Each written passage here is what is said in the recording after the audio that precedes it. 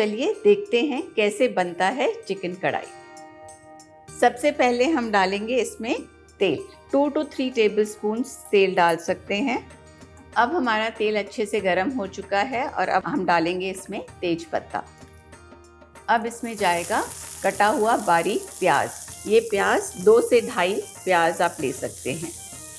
इसे हम अच्छे से चला लेते हैं और ये प्याज को हम एक अच्छे गोल्डन ब्राउन कलर तक लेके आएंगे। अब हमारा प्याज अच्छे से लाल हो चुका है। अब हम डालते हैं इसमें अदरक लहसुन की पेस्ट 2 बड़े चम्मच भर के।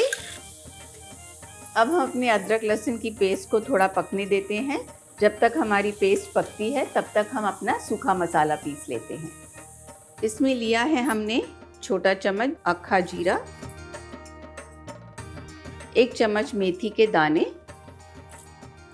1 चम्मच काली मिर्ची के दाने, अक्खा धनिया 2 टेबलस्पून, 3 लाल मिर्चें और अब हम इसे पीस लेते।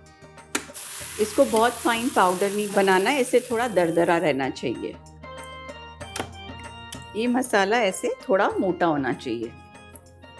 अब हम इसमें डालेंगे 1 चम्मच नमक, आधी चम्मच हल्दी, आधा चम्मच लाल मिर्ची पाउडर, 1 चम्मच सूखा धनिया, 1 चम्मच जीरा पाउडर। इसे अच्छे से हम मिक्स कर लेते हैं और अब इसमें डालेंगे जो सूखा मसाला हमने अभी बनाया है। इसे सारा नहीं डालेंगे, थोड़ा डालेंगे। अब हम डालेंगे इसमें 2 से 2.5 कटे हुए टमाटर।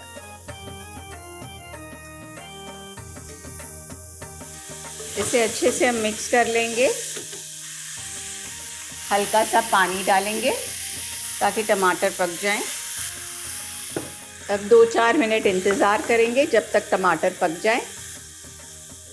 अब हमारा मसाला अच्छे से भून चुका है। अब हम इसमें डालेंगे 2 बड़े टमाटर पिसे हुए।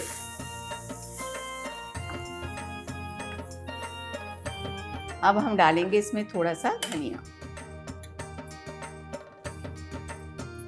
इसे अच्छे से हिला लें।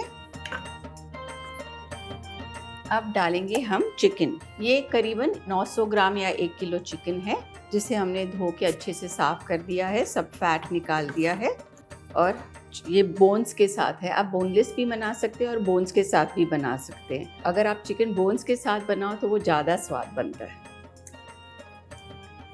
अब हम इस चिकन को इस मसाले के साथ 5-7 मिनट के लिए भूनेंगे। अब हमारे चिकन का रंग ही बहुत खूबसूरत आ गया है, तो अब हम इसमें हल्का सा छट्टा पानी का देंगे और इसे आस्ते आंच पे पकने देंगे। तो करीबन आधा कप पानी आप डाल सकते हैं। इसे अच्छे से मिक्स कर लें। अब हम इसे ढक देंगे और 20 मिनट तक पकने देंगे। बीच बीच में चेक करते रहेंगे कि चिकन गला है कि नहीं। अब हमारा चिकन बन चुका है, फिर भी हम चेक करेंगे कि ये अच्छी तरह गला है कि नहीं।